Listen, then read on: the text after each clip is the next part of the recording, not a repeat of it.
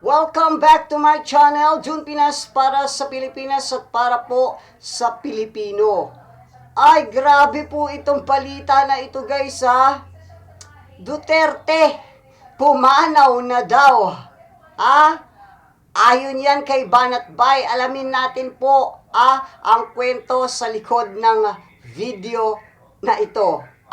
Ito pong video na ito ay ikiniklaim ko kay Kent Garcia. Tara, panoorin po natin at komentuhan po natin ito sabay-sabay. Po kayo dyan sa ating thumbnail, no, mga kababayan, ay baka sabihin ninyong fake news. Totoo po yan, mga kababayan. Wala po tayo ditong sasabihin na fake news. Lahat po yan ay totoo. Si Banat Bay mismo ang gumawa niyan. Hindi po ako. Kasi kung magpagmasdan ninyo ang video na ipi-play ko ngayon, kayo na po ang humusga kung ano ang ipahiwatig or gustong iparating ni Banat Bay. Mga kababayan, si Banat Bay po ang may gawa niyan, hindi ako. So alam naman natin ng mga Pilipino, lalong-lalo na yung mga DDS, ang galing gumawa ng imahinasyon. Okay. Ako. Ito mga DDS maniwala kayo kay si Banat Bay ang nagsabi niya. Hindi po ako. So kung totoo bang namatay na si Digong, ba't hindi nyo subukang panuorin? Ito mga kababayan, panuorin ninyo ang naturang video. Pinatay na ni Banat Bay si Digong. Sige. Ito, si Digong pinatay na ni Banat Bay. Ito po mga kababayan. I-play ko po ang video. Kayo na pong humusga. Bahala na si Batman. Panuorin at pakinggan. Alam nyo, itong lugar na ito, ito yung backstage kung saan huling nakasama ng mga Pilipino si Pangulong Duterte. Ito yung backstage na huling nakasama ng mga Pilipino si Pangulong Duterte. Lahat ng sinasabi niya, huli. Tingnan ninyo Sa Hong Kong, nandito kami. Dito, naalala ko, dito rin po ako nakaupo. Tapos, si Pangulong Duterte nandun po. Upuan na yan. Dito po siya umupo nun. Tapos, dito siya umupo. Tapos dito pa nga, nung nagpa-picture ako tsaka kinausap ko siya, dito ako umupo nun. Pinagkikwentuhan namin yung mas nadidinig ko, sinasabi nila na mahuhuli, may warrant ka na sa Pilipinas. Sabi ni Pangulong Duterte, okay, sabi niya, handa naman daw siyang harapin. Mamil dahil po. Siya doon, tapos dito po ako nakaupo nun. Kaya narinig ko yung usapan nila ng time na yun. Pero alam mo, ngayon nakakalungkot na isipin, huling pagkakataon ko na pala din makita si Pangulong Duterte noong time. Narinig nyo? Huling pagkakataon niyang makikita si Digong. So, ano bang gustong ipahiwatig ni Banat Bay? Namatay na ba si Digong? Tanong lang anong gustong ipahiwatig ni Banat Bay? Bakit siya nag-mesmerize? Bakit siya nagmumuni-muni at inaalala na? So, ano bang nangyari? Patay na ba? Pinatay na niya si Digong Bahala ka dyan, Kent Ako, tawag dito, parang shiner ko lang din po ito at kukomentohan lang din po natin kung totoo po talaga ito pong balita na ito. Bahala na po kayong humusga tungkol po dito sa balita ni Kent, okay? Okay, tuloy natin. Pinatay na ni Banat Bay si Digong. Continue natin, iulit natin mamaya. Intindihin ninyo, mga kababayan. Ay nako, I really hope na makauwi pa siya at masilayan muli ang kanyang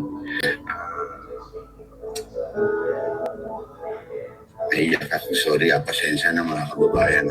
Naiyak na siya Sorry Pasensya na mga kababayan. Naiyak na siya. So okay, parang pinifeel or napi-feel ni Banat Bay na wala na si Duterte. Parang ganun yung point nitong video na ito. Pero kayo na rin ang umusga, guys. Bahala na kayo. Ay na ni Digong, si Banat Bay. Tinigil na. Gagawa talaga, talaga Ken. to ba Bay, gagawa ka na nga lang ng content na mamaalam. Ano to? Parang, Ano to ba parang Bay? ano, Bakit nag-miss me? Parang alaala ng mga nakaraan nung buhay pa. So, dahil nagbibiro lang ako. Bahala ka dyan, Ken. Tawa lang ako kinalaman dyan. Pinakita lang natin itong videos or content mo about dyan kay Duterte. Bahala ka dyan. Guys ka na.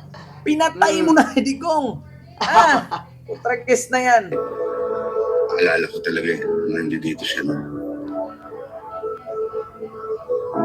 Marami sa mga kaibigan niya na nagsasabing na siya umuwi. Dahil pinag-aantay ng warrant sa kanya. Natatawa si Bente. Ibang tao to si Pangulong Duterte. Ibang tao. First Diba? time ko nang bumili nito. Alam niyo, sa totoo lang mga kababayan, believe din ako kay Digong. Bahala ka dyan, Buti Ken. pa si Digong. Sabi ni Banat Bay, maraming tao daw nagsabing wag siyang umuwi kasi nga may warrant siya. Wag umuwi sa Pilipinas. Nandito kami uli dahil sa gathering ng KOJC, ilang OFW. Nanay Minda, hello Mga po. kababayan dito. Mm.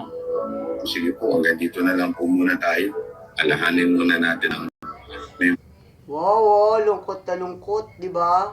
Alalahanin na lang daw po. Madami. Utang ina. Alalahanin daw muna. Wala ka dyan, Kenta. Natin itong memory na ito. So, putang ina, patay na nga. Pinatay na ni Banat Bay.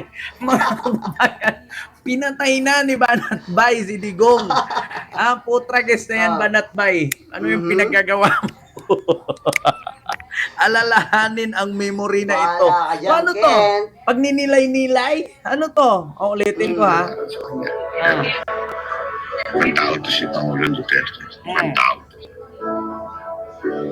Nandito kami uli dahil sa gathering ng KOJC, ilang OFW. Ating mga kababayan dito. Sige po, hanggang dito na lang po muna tayo. Alahanin muna natin ang memory na ito. Madami yan dito, madami mga nakaupo dyan ng mga kaibigan niya. Gets ko na, Ken. Yung iba nag-alisa na ibang mga panatero sa that time after magpa-picture. Ako po medyo tumambay lang dito, patagong kumakain.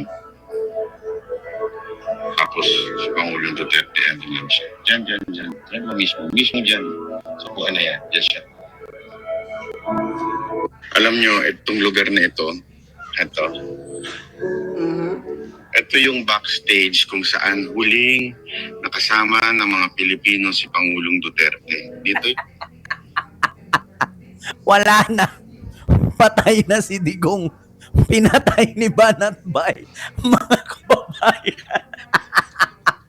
Utang ina ka, Banat Bay. Gagawa ka ng content na Bahala kadramahan. ka dyan, Kenta. Pinatay mo pa si Wala Digong. tayong alam dyan. Ay, mga DDS ha. Isipin yung buti. Pinatay ni Banat Bay si Digong. Biruin nyo ha. Mga kababayan, ito yung huling ito yung huling lugar kung saan nakakasama ng mga Pilipino si Tatay Digong. Putang ina, huling lugar. Wala na, patay na. Mga kababayan, pinatay. Ulitin lang natin, guys. Wala tayong kinalaman dito sa balita ni Kent na ito. Pinakita lang natin sa inyo kung ano po ba yung totoong kwento sa videos na nilabas ni Kent. Bahala ka dyan, Kent. Wala akong kinalaman dyan. Di ba natbay? Si Digong. Putang ina. Meron pang music meron pang music. May background song pa. Ay nako, Banat Bay. Rest in peace. Sumaimpyerno sanang kaluluwa. Hindi Digong. Ano to, Banat Bay? Nako. Yun, totoo yun. If ever, lahat naman tayo dadating sa kamatayan, If ever, namamatay na si Digong, swak talaga sa impyerno yan, Bukod sa, yan ang gusto at kahilingan ni Duterte. Di ba? Yun, totoo yun. Taas ang talent fee nito. Mga kababayan, sa Hong Kong, nandito kami. Dito, naalala ko, dito rin po ako nakaupo. Tapos, si Pangulong Duterte nandun po. Yan. Totoo na yan. Dito po siya umupo nun. Tapos, yan, dito siya umupo. Tapos dito pa nga, nung nagpa-picture ako, tsaka kinausap ko siya, dito ako umupo nun. Pinagkikwentuhan namin yung, mas nadidinig ko, sinasabi nila na, Alam nyo guys, napapansin ko, no? Alos lahat ng supporters ng Duterte, may mga saltik, no? Yung matitino po yung isipan dyan. Alam ko, napapansin nyo rin yan. Si Kong Miao Miao, si Lepiste, yung abogadong Unano, si Topacio, at saka yung isa pang abogadong parang abnormal, yung sigaw ng sigaw. Katulad dito nila Banatbay, nila Maharlika, etc. Ang dami pa. Halos lahat. Si Alan Peter Cayetano, alam nyo rin di ba? Pansin nyo rin na may saltik. Halos lahat po sila, may mga saltik sa utak. No? Napapansin nyo rin ba yun, guys? Ngayon ito pong mga supporters o kaalyado ni Duterte ay puro may mga saltik. ano ka na, may warrant ka na sa Pilipinas. Oh. Sabi ni Pangulong Duterte, okay, sabi niya. Wow, Ito sa totoo lang, walang problema magmumuni-muni. Bakit lagyan ng song? Walang problema mag-mesmerize magmumuni-muni, alalahanin mo yung mga pangyayari. Pero bakit may song? Pampatay pa yung tugtog, yung background music. Pampatay pa. Kaya ngayon mga kababayan, kung ano man ang nakalagay sa thumbnail natin, totoo po yan. Bakit? Pinatay na ni Banatbay. Bakit siya magaganito? Ito Tanungin ko kayo mga kababayan. Anong ibig sabihin nito? Ewan ko sa Anong inyo, ibig okay? sabihin nito? Bakit niya inaalala? Bakit niya sinabing huling pagkikita ng mga Pilipino? Basta Sige pala nga. ka dyan, Banatbay is having a premonition. Kita nyo? Anong ibig sabihin yan, mga kababayan? Tanungin ko kayo. Fake news ba tayo? O hindi? Di ba? Ewan ko. No-comment ka dyan. Premonition ang ginawa ni Banatbay. Wala nang iba. Alangan naman inalala niya. Alangan, dapat sinabi niya, dito po kami nakaupo, miss na miss ko na si Tatay Digong. Ganon sana. Miss na miss ko na. Gusto ko nang umuwi siya. Ganon dapat. Pero bakit ganon? Parang ultimo inupuan, inaalala. Tapos may sinasabi pang, ito yung huling pagkikita. So ibig sabihin, namatay na si Digong. Pinatay na ni Banatbay si Digong. Di ba? So ang tanong, bakit ganon? Premonition ang ginawa ni Banatbay. Nagmumuni-muni. Inaalala. Sabi niya, ito. Ulitin natin, Ako, tsaka kinausap ko siya, dito ako umupo nun. Pinagkikwentuhan namin yung, mas nadidinig ko, sinasabi nila na ano ka na, may warrant ka na sa Pilipinas. Sabi ni Pangulong Duterte, okay, sabi niya. Handa naman daw siyang harapin. Nandito siya doon, tapos nandito po ako nakaupo nun. Kaya naririnig ko yung usapan nila noong time na yun. Pero alam mo, ngayon nakakalungkot na isipin, huling pagkakataon ko na pala din makita si Pangulong Duterte noon. Nakakalungkot isipin, huling pagkakataon ko. Tsaka guys, pansin nyo ba, sabi ni Banatbay, alam na nila na may warrant si Duterte at sumang-ayon naman po itong si Duterte na okay. So, ibig sabihin, legal po yung warrant. Pero pinakakalat nila ng mga may saltik na ito na kinidnap daw po itong si Duterte.